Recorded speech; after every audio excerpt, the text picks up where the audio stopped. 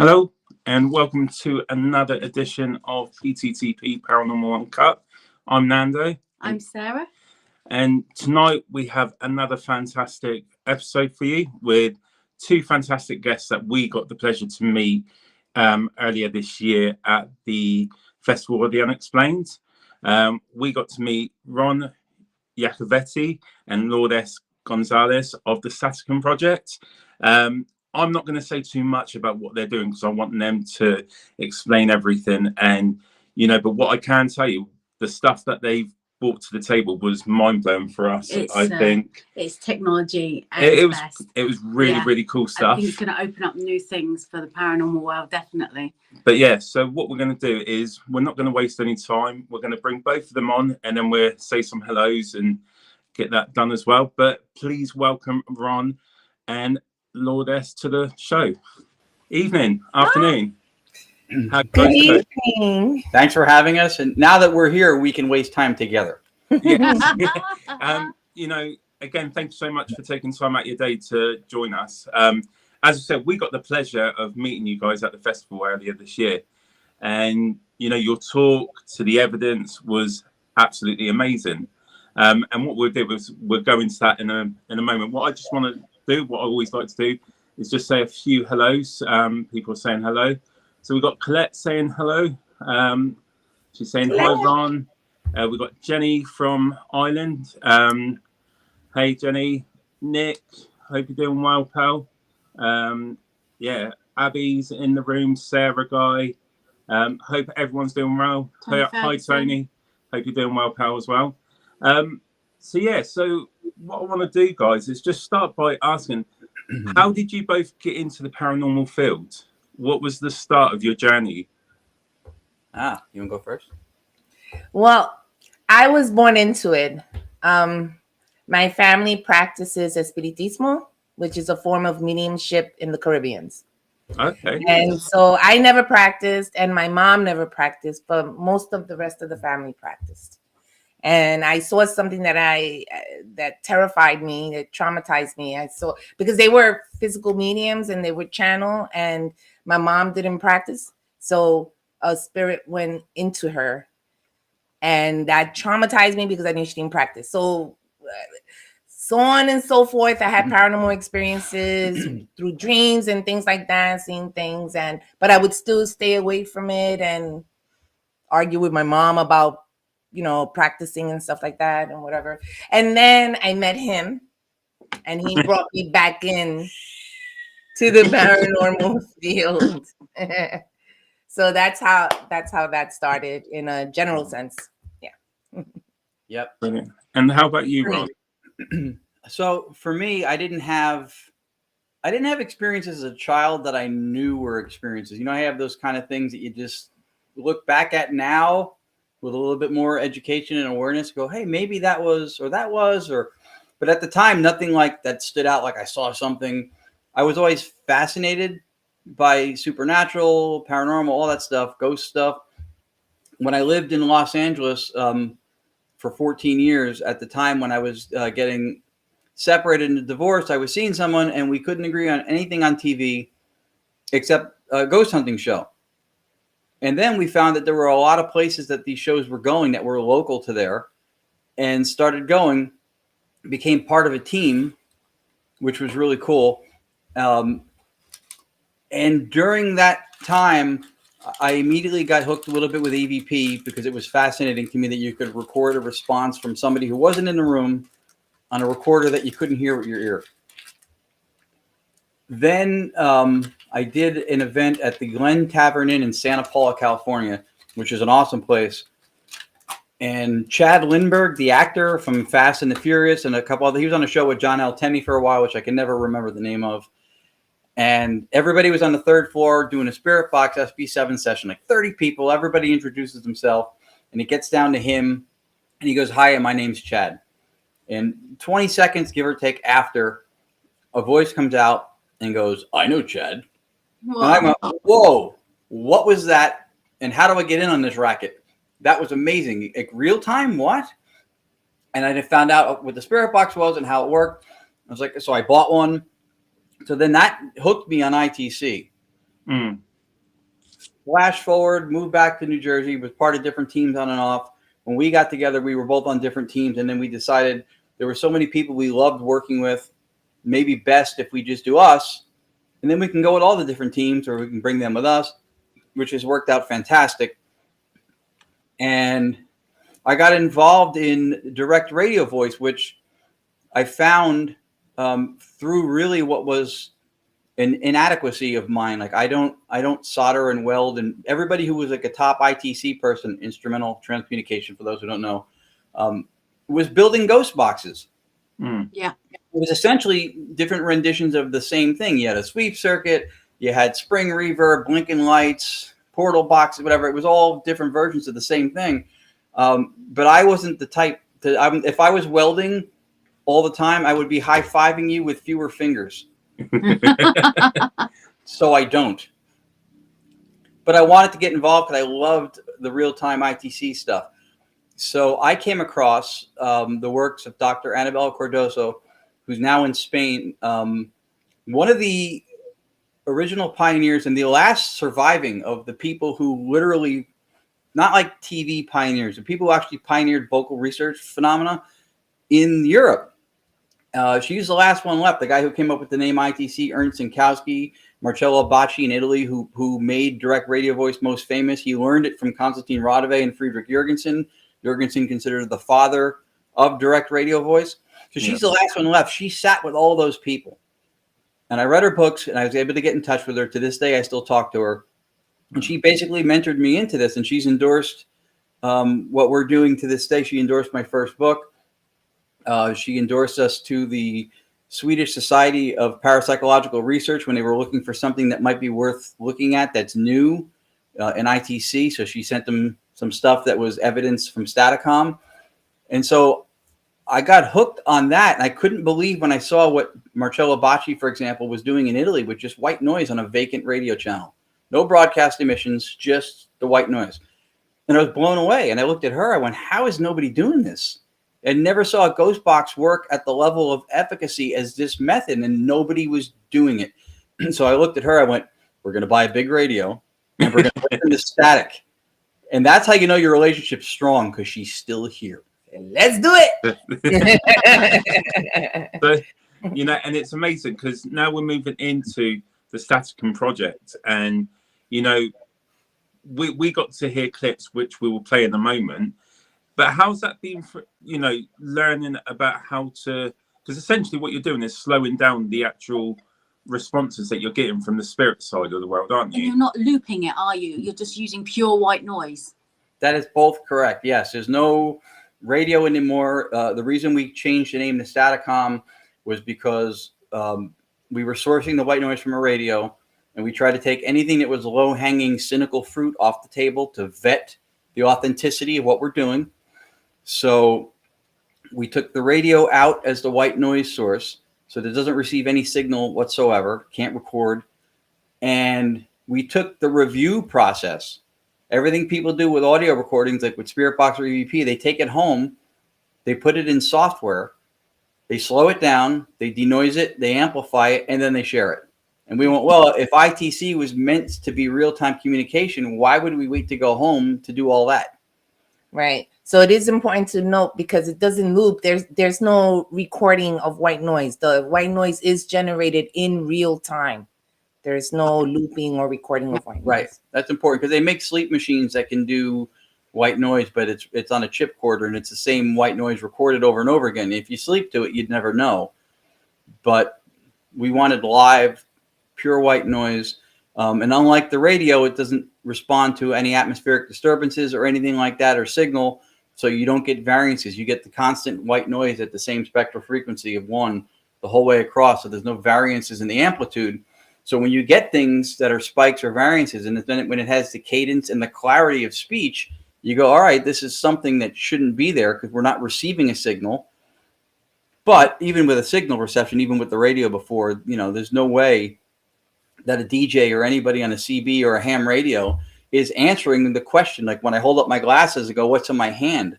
If there's a radio DJ making that answer clear, then he's clairvoyant, because Yeah. there's no other way. That's the thing with the ghost box. You can pick up radio, and it can just, you can think to yourself, oh, did they just say that? But really, you are just picking up radio. And it's looped as well. It can loop backwards and forwards. At least with pure white noise, you're just getting pure white noise, aren't you? Yeah, no, there's no, I tell them there's no. Well, there's no data in white noise. No. So yeah, it's just white noise. Right. So, And we believe with the ghost boxes and the spirit boxes, we believe that they're using the white noise within the sweep. Because usually, when I hear the voices, I usually hear it below the sweep or above when it replaces it. I never heard the voices within the sweep. And if I did, I questioned it. Yeah. I questioned it. I think we all did. We believe that they're using the white noise within the white noise within the sweep. yeah. Or you only get a few syllables of a word or two, wouldn't you? You wouldn't get like a full sentence. Right, because it keeps interrupting it because of the sweep. Yeah, I saw the birthday. Yeah. Maybe Yeah, something what with was your that all hand. about? Yeah, we're With trying to your figure out hand, what maybe to do. something with your Is hand. anybody there? Yeah, I think it's something with the hand if you lift it up or something. I don't know. But yeah, that's the sweep interrupts it too, so you don't get longer messages. Yeah. And basically what you're doing, you're bringing old technology and just enhancing it with newer stuff that we brought out since. Is that right? It's like, it's not new as such. It's like you've learned how to use it and then Modernized it. Yeah. Yeah, we pretty much modernized Yeah, it. the methodology is old, but sometimes in the simplicity of things, we get carried away with the whole blinking lights and everything else, and we lose track of what worked. The fact that direct radio voice fell out of favor entirely, especially in the States, it was a complete testament to the fact that it wasn't on television. Because in America here, if it's not on TV, it doesn't exist. And people did everything they saw on TV, which was the ghost box, which came from the Frank's box, which does work. But what we discovered, and she had pointed this out because she's a court reporter by trade. So when I tell you she hears everything, like I won't say anything about her that's bad if she's in the house. She hears everything. And what she realized when she said that she never hears the words mixed in with the same tone level as the broadcast, when you get the little blips, it sounds like it's really like buried beneath it, or it's so loud it replaces. You don't hear the ch of the sweep anymore. No. And then we did we did a zinc mine below the surface of the earth with a radio as the source of white noise doing direct radio voice, and we still got voices, which told us that it can't be the fragmenting of the radio, even the way the ghost boxes work. Because if you think about this from a physics and sound perspective, that idea for the ghost box modality is that the words are getting fragmented because of the sweep is going through, and it's random. Like the radio is always different every time it sweeps, and you have a random fragmentation of the words. So they're taking, think about this from a physics where you have sound, little bits of sound, your little allophones, phonemes that make words, right? That have syntax and then contextually make words. They're doing that. This is what we're led to believe, and for some reason the field kind of just runs with it. That they're taking these little sounds that need to form certain words at certain times to answer certain questions with a certain way, and they're putting them in place to make these words in breakneck speed with no latency in process whatsoever, where they have to be there for the right words at the right times, or you have no capability to make the word. If from a physics standpoint, it completely falls apart. It's internally incoherent. How does that work? Mm-hmm. What makes more sense is, when she mentioned about the higher or the lower, was I went, wait a minute.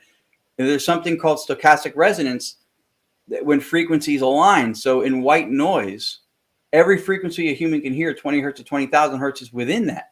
If something enters it and it resonates or matches one of those frequencies, those two get louder, you get amplitude. Yeah. And then you have the resonance. Now, even with the ghost box, we think that's how it works. It's certainly how we think that what we do, what Staticom does, works the same way. But with the ghost box, we believe that the reason the messages are truncated or short, there's a brevity to them, is because every time it hits a station in the sweep, which is pretty often, even those little blips, it's taking away the resonance of the full white noise because it's hitting a broadcast thing, which is overriding it. Like if we were on a phone call and every few seconds I just intermittently just hitting the mute button, right? It would cut it off. We think that's why they work. The boxes work.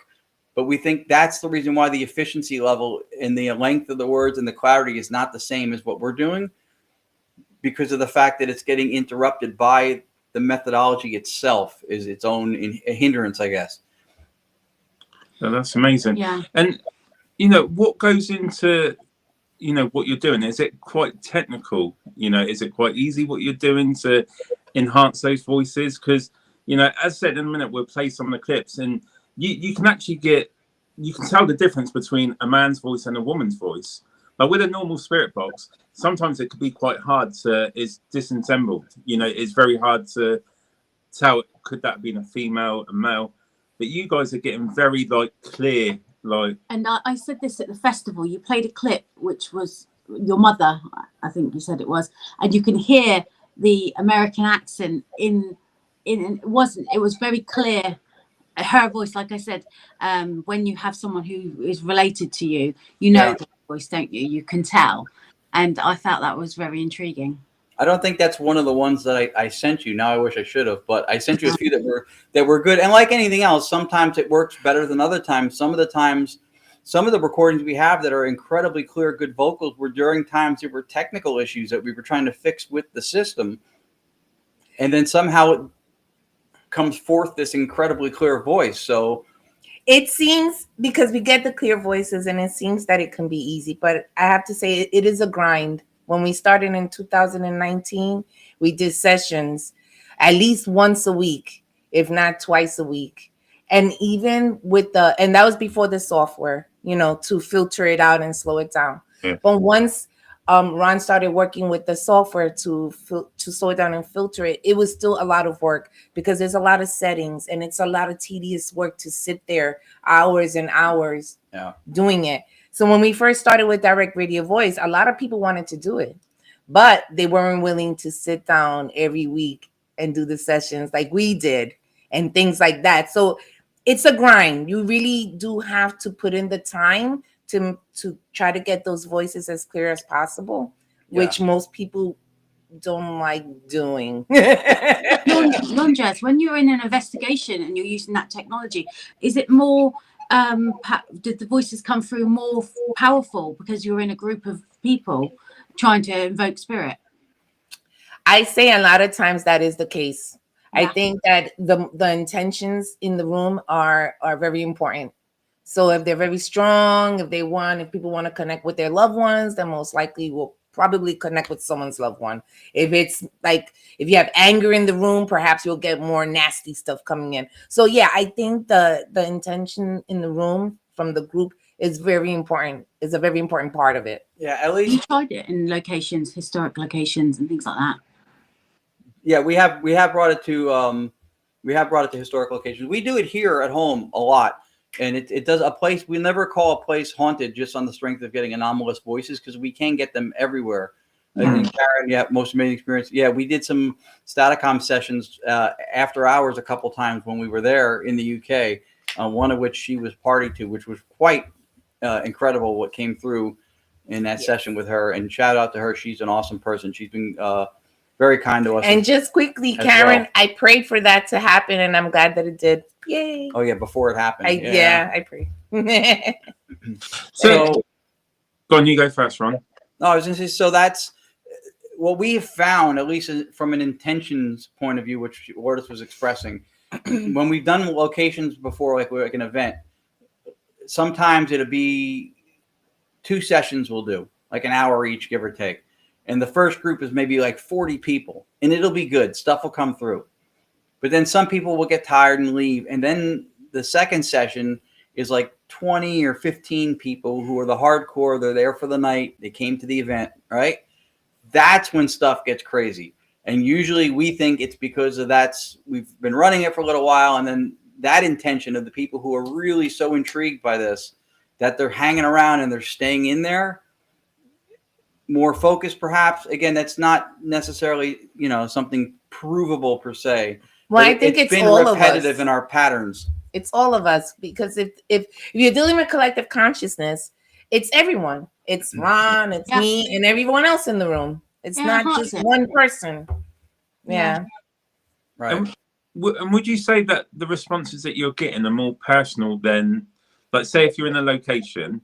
Do you think you're getting more personal stuff through this technology than stuff relating to a location that you're... Or is it a mixture? Or do you get a mixture? I think it's a mixture. Yeah, I would say it's a mixture. I mean, we've been at events when we take it out to the public, it's about them. It's not about us, because we're bringing it out to share it. When we do it home, we could try to connect with the people we want to connect with. But we've been at places before when, like, it sounds like like you mentioned, like something with my mother, that was somewhere out, that wasn't home. That's happened more than once. So we don't have the capability of dialing in necessarily who we want, where we want, for who we want. But I can tell you that, like, just on our website, and then in other instances, we have testimonials. We did the New Jersey Para-Unity Expo we do every year, where we get a whole room to run Staticom, and we decided to give people an interactive experience instead of just showing them equipment like a museum. And we close the door every hour on the hour for the last 5 hours, and we'll do like 5 sittings. And we had 3 different people on the Saturday of the Sunday they did it this past year, in tears with a box of tissues, asking stuff. And they got the one that was the grandfather. The other lady, it was her son who passed away 31 years before. She was told by a bunch of mediums, because he passed away at the age of 15, that he couldn't come through for whatever reason. They would tell her that, but that's what she was told. Never felt like she was able to connect to him. His name came through. We were hearing something about drums or like that, whatever. Turns out his name came through, and he was a drummer. And then she heard something. And this is great, because when you get that whole, you're hearing, you want to hear, pareidolia, you're looking for something, and, how many fingers do I have up? And you're looking for one, then they say one. So she hears, with this woman, mention cookies, which meant nothing to us. I like cookies. You can always mention cookies to me. That's cool. Made no sense at the moment. So she says it, and the lady starts crying. So it turned out that 11 months prior, she was diagnosed diabetic. She has not had cookies. She made them that morning. She brought cookies to the expo, special cookies, and she had them on her, in her purse. Yeah. Which we could have never known.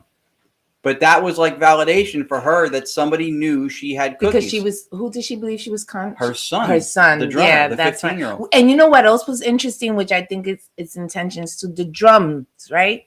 So Ron is a drummer, right? So I'm there, and it's the lady. Her son is a drummer. Ron is a drummer. He's there next to me. And then another medium, Scotty Davis. Scotty the Medium, he was also there, and he is also a drummer. So I feel like all of that, like the drummers all around, and her son being a drummer, and I think all of that, I don't know, amped it up or something as far as intentions, because I heard the drumming and then I noticed he's a drummer, Scott's a drummer, then she said her son is a drummer, then I heard the mention cookies. So I don't know. And I think it's so, I don't know. It's too coincidental not to be related. The cookies thing was bizarre because that was so specific. Yeah, the cookie mentioned was... cookies. Like, it didn't come through the whole day. It came through with her, and she had the cookies. She brought them with her. That was to me, yeah, difficult to escape. And I clipped it for her and I sent it to her. We always tell people we'll make the recording available to you if it's something really meaningful like that. There was another girl who thought her grandfather was coming through. His last name came through, then his first name, which was the same as her last name. Yeah. And she had hair the color of the front of your hat band there, green. Oh, So really? we said, if this is James Murphy, can you tell us the color of your granddaughter's hair? And the voice goes green. I'd say green. Wow. And it was, and she heard it, and that's the color it was. So that's, I mean, everybody in the room heard it. So that's, I don't think and that was in the same session, I think. Wasn't it in the same session? It might have been the same session. Yeah. It was the same day for sure. It was kind of intense. Like in that PowerCon, we usually get family members that come through, loved ones that come through. But this year, it was a lot. Yeah. It was a lot. The Jersey one always seems to have that happen at least once or twice, if not more, where somebody's in tears from getting something that's very personal, very proprietary to their background, something they didn't share either in a question or a conversation.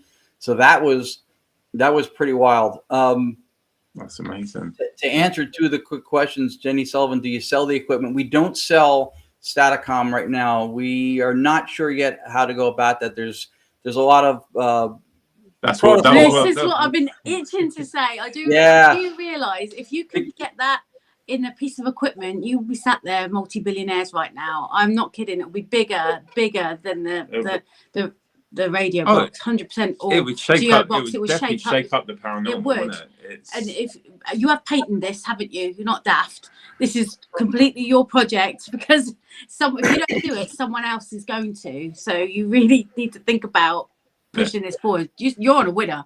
Yeah. Yeah. We started this back in 2019, and we were working at it for like 3 or so years.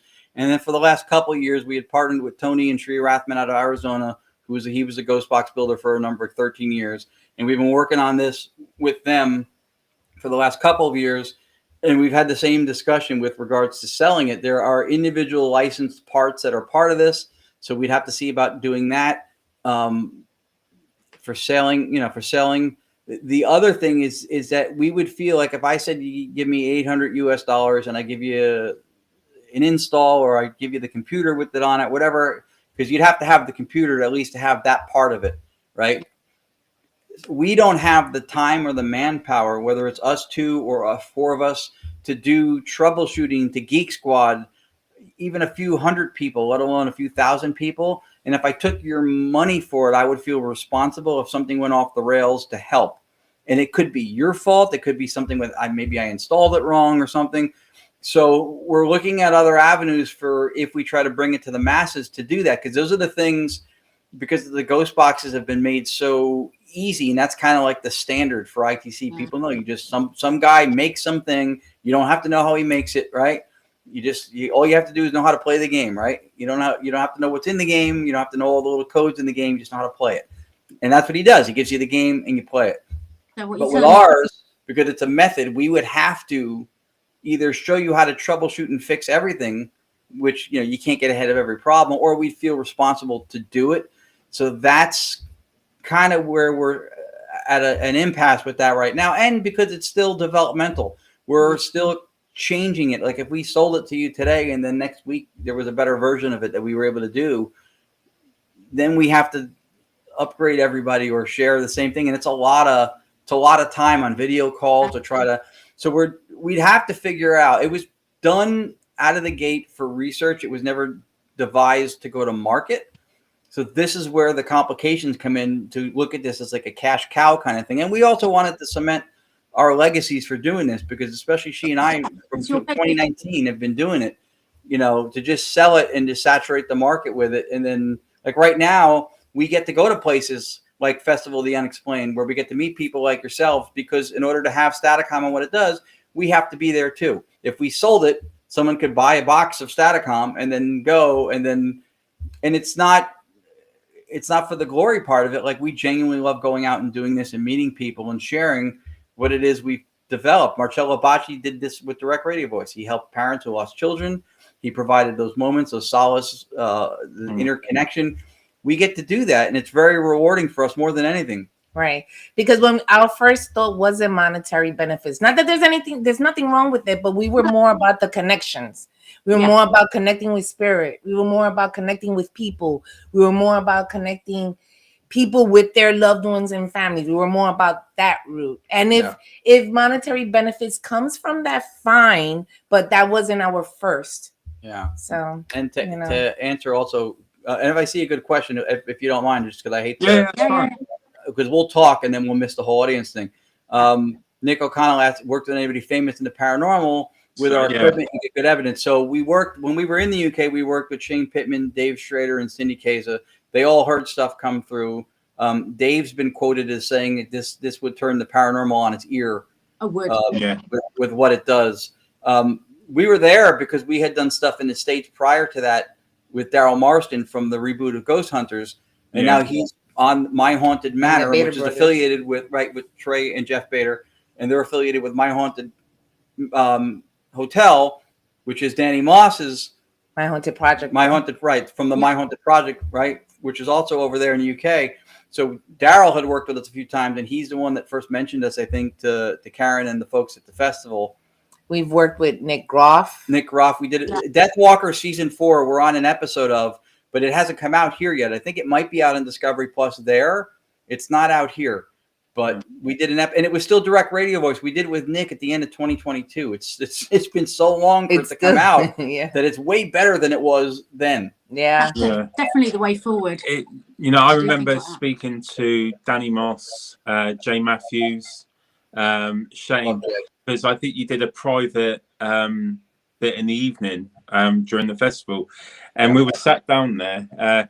Danny Moss wasn't. He was hanging. Like how he was awake the next day was shocking to me. But I know. They were saying the stuff that was coming out. It was just amazing, and everyone was talking about it. It was even when we listened to your talk. And I think what we should do now is actually play some of the clips that Ron was kind enough to send me, and then you can see. You can hear for yourself. Yeah, that's true. Yeah, that's better. You can hear for yourself how clear the responses are. So, give me a second. I'll just get one of the clips up. That's great. Now, we appreciated the turnout when we were speaking at 10:30 in the morning on Saturday, and people were out partying and having fun both nights. So we're like, I wouldn't want to come out and see me the next morning. I don't know who's going to show up. And the room was full.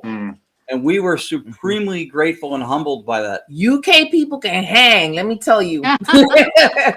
Because the amount of drinking, and they were up early and in those seats. Yep. I was like, wow, this is good. Did you guys see Sarah at the end of the evening of the party on the Saturday night? He fell asleep on the table. I did a lot of dancing. And a lot of people having pictures with Sarah being asleep. But no, what I'm going to do now, guys, is just play a few clips from Ron and Lourdes's Staticom project, so you can hear, and then we'll have a chat about them. So here's the first one. What happened here? What happened to us?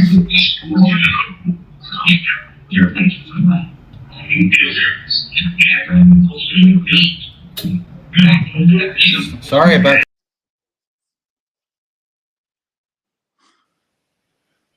So what I'll do is I'll play it again just in case. Sure.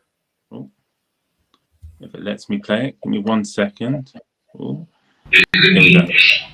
What happened here? What happened to us?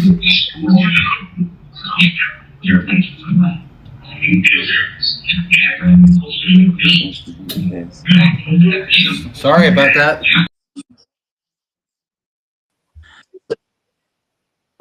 So that was Go on, Ron. You were going to say something there? That was during one of the times when we were having those technical difficulties. I actually had to upgrade the computer. When we were building this out, it got so much that the resources and the computer I started with couldn't handle it. So it was buffering and skipping and going, and I was going bonkers. So I freed up the resources a little bit. I closed some stuff out, just enough to smooth it out at the moment.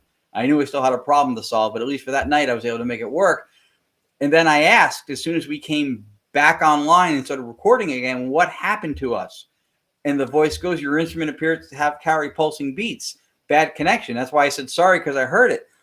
Because that's exactly the problem we had. It was going bup, bup, bup, bup, bup, bup. It was buffering and like choppy, like bumpy. I was like, I don't know what's going on. And then we came back on and asked. Yeah, and to get the full sentence, and that you know, and the words that they're using, because sometimes when you're listening to a normal spirit box, the words are sort of broken up at times. Yeah, one word. But these you're getting a full word, like it appears. You know that's just great. And that you can tell from that it's a man's voice as well, which is also great. It's very distinctive as a male's voice. That we think goes back to what she was mentioning earlier with the voices and the resonance, where the box, when it hits stations, it's interrupting because if something's resonating and you interrupt the resonance, you're starting over again, even if it's a split second later from the sweep. So we think that's why you don't get that same clarity and the emphatic sound of the word being pronounced, because of the box is interrupting itself through the sweep. And that was a time when it was not functioning properly. It was bad. Yet that came through. Yeah, that's amazing. So what I'm going to do is play another clip, if that's all right. I've got 4 clips that I've downloaded that I think will be great. So here's another one. Who I am.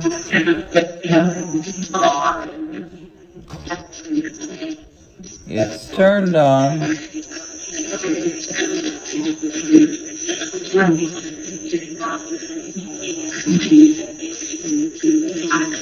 Is my mother gonna be here tonight?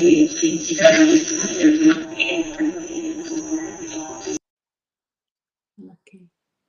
Play it again. I'll play it again. So that is, I've got to come out and then go back into it. So is that the one of your mum? Yeah. That one?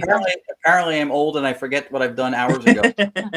Well, let me play it again, because Sarah wants That's the one Sarah was talking about. Because I remember when we come out of your talk, Sarah really how amazing was that response from your mum, you know, but I'm going to play that again. I'll explain it. It's turned on.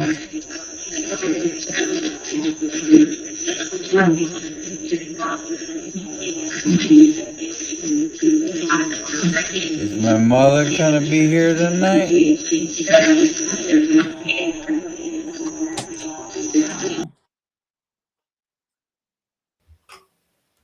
That must have been amazing.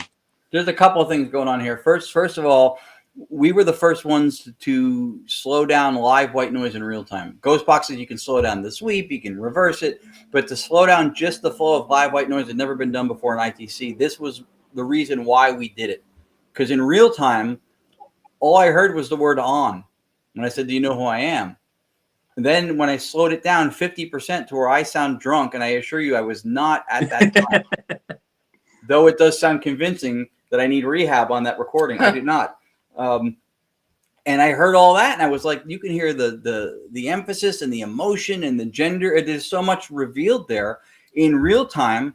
It came through way too fast. And this is what's important about having reverence for the people who've done this work before us, and never standing on the shoulders of other people and forgetting who they are, right? Konstantin Radove, who was one of the EVP pioneers and did direct radio voice, with Friedrich Jurgensen, said that these voices come in not only faster than we can detect them, they come in faster than the human vocal tract is capable of speaking. That was what I thought of when I heard this 50% slowed down. So Ronnie, its mom, it's Lucy. Lucy is her mother, who passed away about a year or two before she did. And then she would call me Ronnie, which few people do. It's usually Ron. And if I was in trouble, it was Ronald. So that was part of it. But that right there was the impetus to slow down the live white noise. I said, I can't imagine how much we're missing by how fast these things are coming in. That was why we began to slow them down in real time, which ignited a whole interactive experience of hearing things far more than just going to review it later. Wow. That's amazing. And do you still get communications from your mum now? Now you've got, you know, you've learned more about the equipment, you've developed more, and, you know, have you had more clearer responses from your mum and like more direct messages, if you don't mind me asking?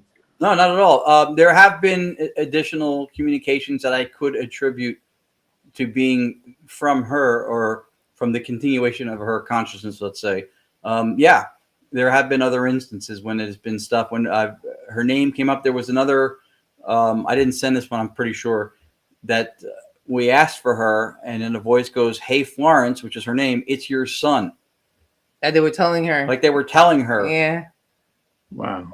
Just to make things clear, we have a place called Fort Woodley where we could be up, and it's quite up high, isn't it? It's up a hill, and also it has lower tunnels where we don't get any radio signal. So if we was to play a spirit box or anything, we wouldn't get hardly any radio signal, but we would get white noise. And this technique that we were using, it would be just as good, wouldn't it? Yes. What? It would, but if you're using a ghost box, you shouldn't have it sweeping, right? I mean, if you use a ghost box, you can get something through the white noise in those tunnels, but I wouldn't use the sweeping because that would truncate the voices, the messages. Yeah, and that's some of the confusion that happens too in the field. It's always good to continue to further educate yourself and try to learn how things work, what they're supposed to do. Because you can go on a ghost hunting website and they'll sell you a spirit box, and they'll sell you a Faraday pouch, and people buy them going, well, I don't want to get any false positives, so let me put it in a pouch. But the method is meant to sweep broadcast for the purposes of fragmenting the vocals on the broadcast. So if you don't get broadcast, what do you do? And then what they do is they take an orbital speaker with the little 3.5 millimeter jack, and they plug that into the spirit box in the pouch. And guess what that wire has now become? Your antenna. Yeah. So you just took reception away and then recreated it by running a wire out to the speaker. And then even still, that's the whole method, is sweeping and fragmenting the vocals. That's what the ghost box was designed to do. If you don't do that, then you're just sweeping white noise. And there is no advantage to sweeping white noise. You might as well just use the white noise. And we got stuff white noise before we used software. That's an important thing. The gentleman named Keith Clark from paranormal.com introduced us to the software in a very basic setup. And we played with it, and then we got away from it. And then we went back to just the purest form of doing it with the radio on a vacant channel. Then we went, well, there's something to this. Maybe we'll try. And we went back to the software. And then I went bonkers with just trying to try everything that was counterintuitive, counterproductive, like somebody with an audio background trying to produce Beyonce's next hit would have never tried to do the stuff I did. And Beyonce doesn't return my calls, so I do this stuff. But to be correct, to be correct. If it was to use Staticom in them tunnels, it wouldn't be an issue, would it? No. The whole idea was predicated on the fact the name came from, essentially what we're doing is direct radio voice with the software component to filter and slow down in real time. Yeah. The difference is we took the radio out when we realized from doing the zinc mine below the surface of the earth, and then when Tony and Cherie Rathman out in Arizona, he had done an event and he used a sleep machine with pre-recorded white noise. Both circumstances yielded voices without radio reception, which for us was like, yeah, it's not the reception of the radio or the signal, the RF signal that is facilitating the vocals. It's got to be something else. And that's when we looked at what's called stochastic resonance, which is the matching of a frequency and the white noise seemed to be what would be plausible, because without signal, voices still were able to emerge from what we were doing. Right. Well, that's amazing. You can that's play great. So what I'm going to do is play another clip that I've got here. So let's play this one. Why are you so angry? Not fair, I heard. You know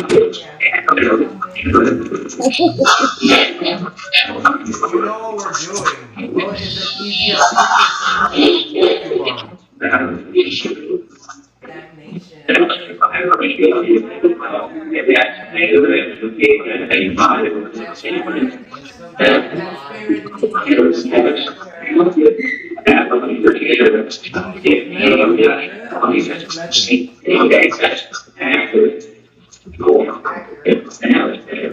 this frequency is good for you to speak on.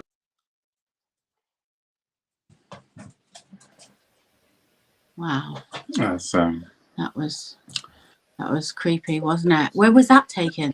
That was at the Shanley Hotel in Napanoch, New York, which is the lower Hudson Valley, New York. It's about, from where we are in New Jersey, maybe 90 minutes north of here. And that I have never seen a ghost box or an app do. That was like over a minute and 8 seconds. Of the same voice on a rant. Yeah. That wasn't pieced together or anything. That came exactly the way it is, just like that. Yeah. Wow. I was reviewing it at the time and laughing, and she was in the other room. And she's like, "What are you laughing at?" I went, "The dude's still talking. He's still going. He's pissed and he's ranting." I never saw anything like that. I've never seen a box or an app do that. I don't think they can, just by design. I certainly don't think. I mean, an app I'd be hesitant on either way, but certainly a ghost box, because of the way we explain the methodology, I don't think it can do something like that.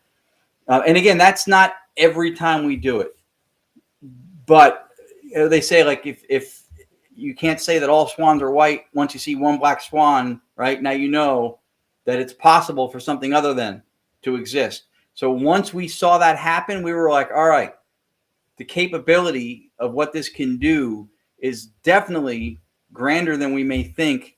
Yeah. And we need to keep pushing, because what that did in that clip would be awesome if that was the norm every time we used it.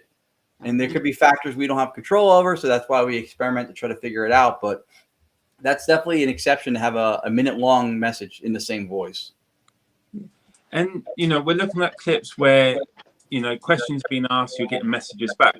Have you ever been able to pick up a spirit voice where they're having a conversation without even knowing that you're there, like two spirits, for example, where they're communicating with each other, but not necessarily you two? Great question. Most of the time, honestly. You get it a lot. Really? When we turn it on, you hear them talking to each other, and we're asking questions, and it seems like they're ignoring us, and they're just talking to each other. And then, then you'll get the voices that will acknowledge us. But a lot of times we hear them talking to each other. What is it that they call it? Spirit wiretapping? Oh, yeah. Well, yeah. Essentially wiretapping the beyond. Yeah. And that's why it's important that we don't have a radio involved anymore, too, because it could be considered crosstalk. We could be getting something else, even though it's not on a tuned channel. With the radio, you could still be getting, voices coming in through something that can receive voices. But if you can't even receive voices, yeah. That's right. And just to take a step back, Lourdes, you said about, when you entered into the paranormal, your family were part of this already, and you didn't really delve into it, but then you got with Ron and things changed. Did that make you delve back into your family history about what they were able to do? And have you connected yourself to that to enhance yourself with the paranormal?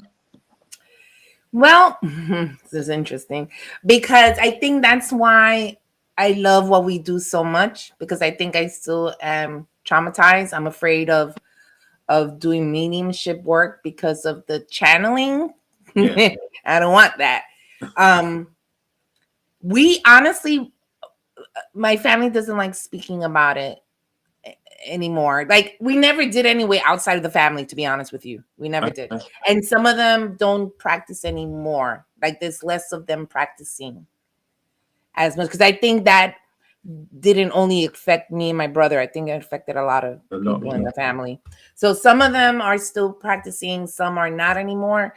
And as far as it did get me into researching the history of Espiritismo and things like that, just so I know a little bit about it. I know more about it, but other than that, that's pretty much the extent of it for now. And people confuse the Spiritismo sometimes with like Santeria. It's very similar. It's similar.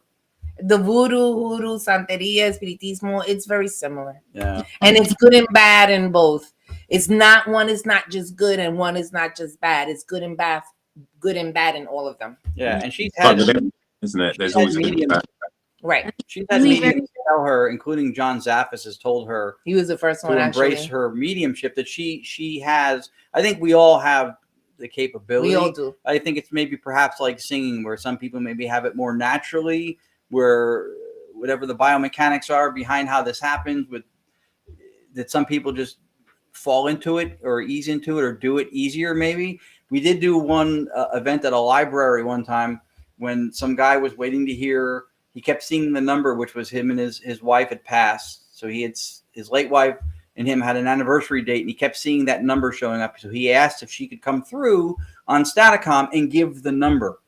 And we're waiting, and we hear some stuff, and we're going, oh, no, and we're listening. And all of a sudden she goes, is it April 14th, 4/14? And he goes, holy crap, that's it. How did you do it? Wow. And what happened was she got the same way a medium got. She got imagery. She got a pink banner, right, with balloons or something that said happy birthday. Yeah. It was a pink banner that said happy birthday. And when's your birthday? My birthday's April 14th. And then I learned from mediums that sometimes they'll give you information that relates to you so you can relate it to them because it also means something to them. So I almost missed it, to be honest with you, because I'm there listening and I see the banner. And then it took me a few minutes to realize that I actually saw something, if that makes sense. And we were about to move on from that question. And I asked, I said, is it April 14th? And then he was like, yeah. As if I just got it. You know, it was the first time, well, at least the first time that I realized it was happening, because I think all my life I would see things, but I didn't realize that I was seeing something. I thought that was the way everybody thought. Like that, I thought that was the thought process. All this time, I thought it was the thought process when I saw something that's how everybody thinks. And I just realized a couple of years ago is that I've actually seen imagery. I didn't even know. I think you either embrace it fully, or if it frightens you, it sort of makes you step back from it, doesn't it? It never frightened me, honestly. That's true. The experience that I had with my mom frightened me, but the paranormal itself didn't. I was never afraid of it, if that makes any sense. Like if something was bothering me, I was just firm and strong. That part never really bothered me. But I have to say, I guess I am traumatized as far as doing mediumship work where there is physical mediumship involved. Like I don't know, I don't want to channel that part. I don't want to do. But have you ever had a spirit that's tried to push you into, like, trying to get you to channel into them at all? Like when you're going out on investigations, do you feel like something's trying to come through and you're just having to push it back all the time? Well, when I first started with him, I'm him, by the way. with Ron.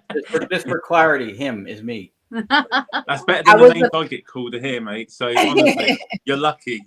I was affected strongly, I think, because he took me to the Pasadena Playhouse. I got really sick, but I didn't know what was going on. And then I had an experience in the Queen Mary where I didn't realize I saw something, but I saw this young lady and I was feeling all her emotions and her story.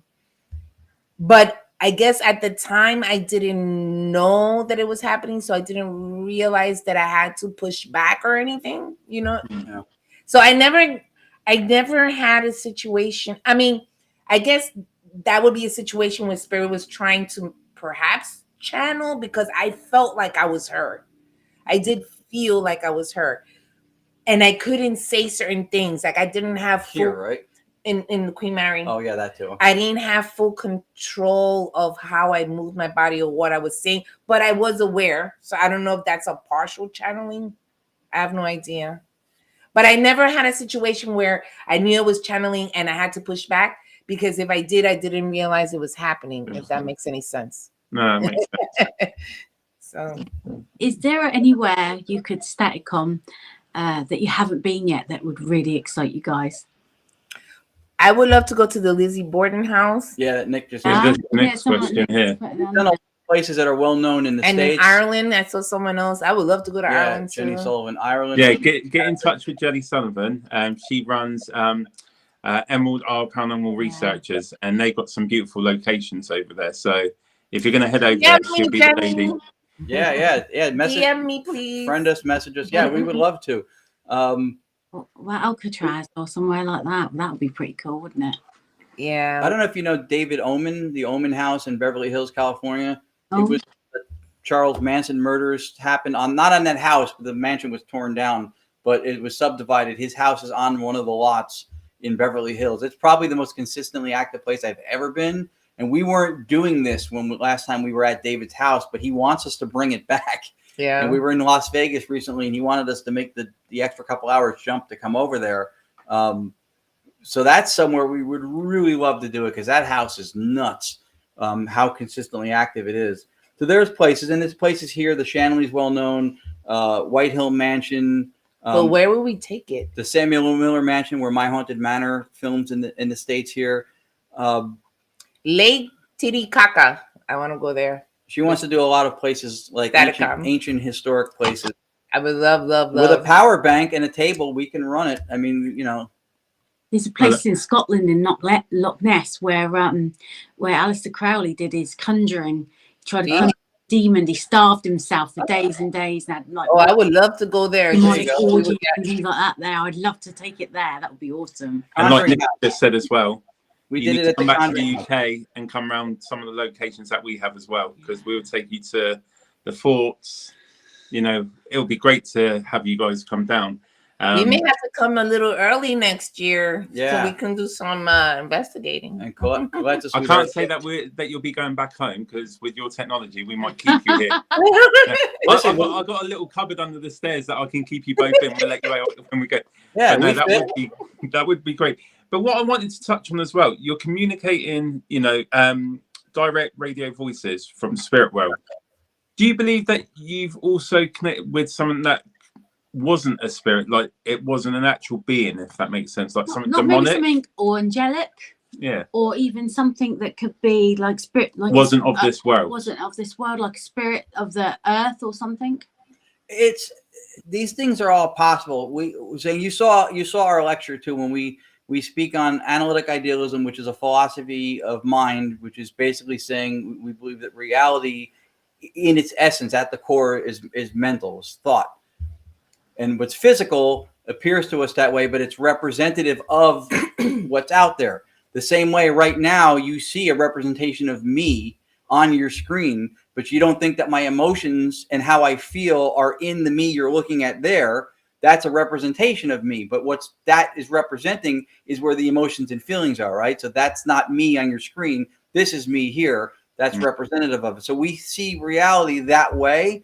There's a lot of license taken in the paranormal, and we try to stick to what we can explain as coherently as we can without inventing theoretical entities or steps in the explanation that only exists for the purposes of having the explanation, right? Stuff we can at least validate or in some way say, well, this nature shows us this in this essence, so it makes sense to apply it here. But in the paranormal, there's a lot of things. We were talking about this, and I have 5 books on Amazon. I've written about this in the last book, Afterlife Contact. You'll go into a place and people go right there under the stairs. That's where there's a portal. There's a portal there. I've never seen any evidence in the moment. I've never seen any data that shows how one distinguishes that there's a portal in a location versus not having one. If I threw a coin under the stairs and it came out the other side of the house, now I'm on board. Yeah. But there's a lot of stuff that we believe in. These are axioms. These are beliefs that go without question. They're just accepted. They're passed down like traditions of the paranormal, and we run with them. Could we be talking to something that would be considered as an entity, an angel? Absolutely. Is there a way for us to know that beyond a doubt? No. So you get into this gray area, which we call, and it's something called the flying spaghetti monster, right? You could say that the gravitational forces and all the things that are happening out in space aren't why the planets are moving and turning and staying at the distances they do. You could say that there's this big flying spaghetti monster and he's just spinning the planets with his noodly appendages and moving things around. You could say that. You can't disprove it, right? You can't prove it either. But is there any reason to believe that? That's where we try to step back and draw the line. So is it possible we're talking to angels and demons and pixies and puckwudgies and yeah, it's possible. There's no way for us to know. What we do know is that we're getting voices that are answering us with timing and relevance that are referential and contextual to what we're talking about or commenting on the environment we're in or something we're wearing, the color, or whatever. And that is happening. But to identify for who it is. Right. So if there are consciousness out there that never existed as human beings, if we are communicating with collective consciousness, then it's a possibility we are speaking to those type of consciousness that perhaps may not have existed as human form. Do we know if that exists or not? Like Ron says, we don't. But and this is just an opinion, I'm leaning towards probably because people have seen these things and they describe them as angels because that's what it appeared to be to them. Not necessarily that they are angels or anything else, but that's what it appeared to them. So yes, I think, in my opinion, if there's consciousness out there that has never been human and we're dealing with collective consciousness, then we are capable of connecting with them. That's great. Amazing. Yeah. So, going forward, we're heading out of 2024, going into 2025. What's to come for the Staticom project? Like, what have you guys got coming up? Or, and Ron, can you tell us about your books as well? Because, you've written some fantastic books. I've got one of them. But yeah, do you want to just go with your books first? Oh, I was going to go with the Festival of the Unexplained first. Yeah. Doing that. Not that we've been announced yet. Oh, oops. Oh. Not that, but we wouldn't say no if they said yes. Karen, I'm sorry. We didn't say anything. But if they say yes, we wouldn't say no. Rewind. Go ahead. I think if you do get asked, I think a lot of people will be happy to see you back. Yeah. Because again, you were great to not just to only listen to, but to spend time with at the party. Having a chat with both of you guys. You were very. I know Sarah wrote you in trying to get you to say coffee in an American accent. I've still got the video actually. I love your accent. But yeah. So going into 2025, what have you guys got planned for yourselves? Will you be on telly as doing like anything on that? We expect to be back on more of the My Haunted Manor, which I know there's a couple places that show is supposed to be moving to. I think Paramount Plus is one of them as streaming services go. I don't know where else, but we're supposed to be going back there. Jeff and Trey Bader and Daryl Marston have had great experiences with us. If you watch the last episodes of their previous season with the buried bodies and what we got on Staticom, well, I think that was one of the clips I sent you. They were blown away. So they definitely want to bring us back for more of that.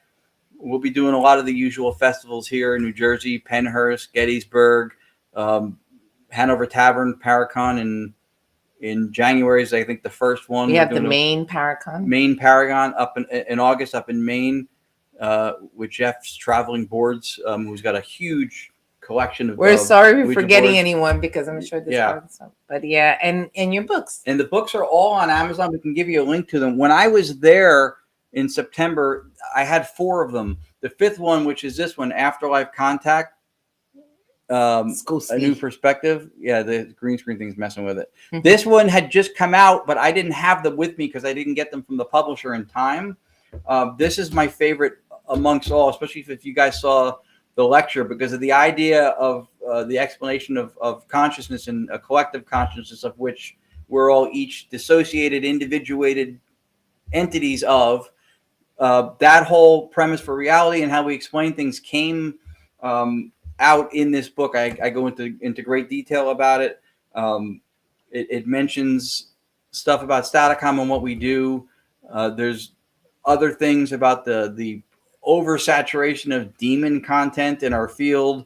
So this is by far my favorite of the books. So, and they're all available on Amazon. We can put the link in the link to share.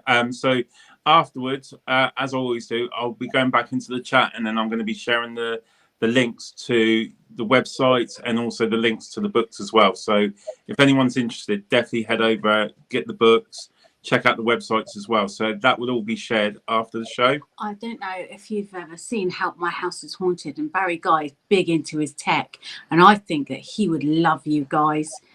Have you ever seen Help My House is Haunted? Yeah, I know Yeah. who he is. I don't know him. Tech, and he'd love this. He'd love. I don't know him, but he seems like a nice. You can Yeah. judge people, but you don't know when you see him. He seems very personable and friendly when I've seen him on stuff. Yeah. Would love to talk to him. I'm inboxing him right now, right after this show. Yeah, feel free. Listen, one of the things that we would love to impart to the viewers is that this community, we always say that the community is not great because we're in it. We're in it because it's great. Yeah. Daryl Marston is the reason why we did My Haunted Manor. He's the one who told the Festival of the Unexplained about us. We have always tried to give back because of the community has been so good to us. If you saw the 2 documentaries, The House in Between from Mississippi in the States. So the owner of the house, Alice Jackson, is one of the kindest people we've ever met. She had us there. We spent the weekend there. We ran Staticom at the house. She has all of my books. If you know Elizabeth Saint, she sent 2 of my books to Elizabeth Saint to read because she loved them. She bought them and sent them to her. I mean, so this is the way the community has embraced us, and so we're supremely humbled and grateful to be able to do what we're doing. Right? Of course. You guys Right. I think it goes hand because you guys are very welcoming. You know, with you know, you're willing to. As I said, after that talk that you did, I got to speak to you, Ron, one-on-one about, you know, understanding the equipment, and you were so welcoming with the questions, and you know, and I think you guys are just as great as the community because you value everyone for what they want to know, and you're just very kind with it all. Staticom, I think, is going to change the future of ghost hunting. If you could get a couple of geeks and maybe some financing, we'll have a word with Dan Aykroyd because he's banging into this stuff as well. He is. We could get it on the market by next year, and we could all have one. You could put one in my Christmas box, Nan. Okay. Yeah. Yeah, it's happened incrementally where we've done different stuff. Like we were there, and then we did the festival, and then we did the My Haunted Manor stuff because we worked with Daryl Marston. We worked with Daryl because there's a team in Jersey called Parasite Experience, and with Frankie and Anthony and Jenny and people we've become very close with, and they invited us down to an event at the Ritz Theater in South New Jersey at a time when Daryl was going to be there doing an event, and we went, well, no, this is his gig. We're not going to just show up and bring our stuff and make it about us. And they said, no, come down. I went, ask him. If he says it's okay, we'll come down. But this is his event. So he's like, yeah, sure. Tell him to come down. So they invited us. We got to work with him. And then we ended up over there. We ended up doing the My Haunted Manor stuff. So incrementally from people talking about it and sharing what it is, we've ended up doing more and more stuff. And then the compliment part, to me, means more than being impressed with the Staticom part, because those are the memories for me. Like when we get to sit down at a dinner table and talk to you guys, and when we sit down and we give these people these moments of closure, when the grandfather comes through and tells the girl her hair color, and then she sends me this email, the lady with the 15-year-old kid who passed, it was a drummer. She sent me this. You should see the email she sent me. You're etched in my heart. And I was like, No. so do I want to be some famous guy on a TV show or do that? I would much rather do that. Much rather do that. Yeah. Give them peace. Yeah, it is great what you're doing. And, you know, just to get a snippet of what you guys have done and how you've come through this journey and still going is great. And we're excited to follow your journey. You know, it's always great, you know, seeing you guys when you're providing your evidence. And the evidence is amazing. It is. I've not seen and anything like it. It's amazing. We get excited about little things that we get. Yeah. But I think that is a whole new level. You guys have blown it. Is a whole new level. Yeah, blown it out. Yeah. So you're part of our journey now. You guys are part of our journey. And no evidence is little stuff. That's the thing. Sometimes we get 1-2 word answers too with what we're doing. Like nothing is little. Anything that you can authenticate that it's not a false positive, that it's legitimately something that's inexplicable. Every one of those things is like, whoa, every time. When we get stuff that comes through, we're not like, oh yeah, that's Staticom. We're always like, holy crap. Yeah. Every time it happens, because none of this stuff, from what we're told, should even be happening whatsoever. I don't know if there's time still, if you can show it, but the one clip from the My Haunted Manor about the buried woman, That was the one. You got it. I haven't loaded that one up, but what I will do, I can share that out Yeah, put it afterwards. on the page. Okay. Yeah, I will do. Yeah.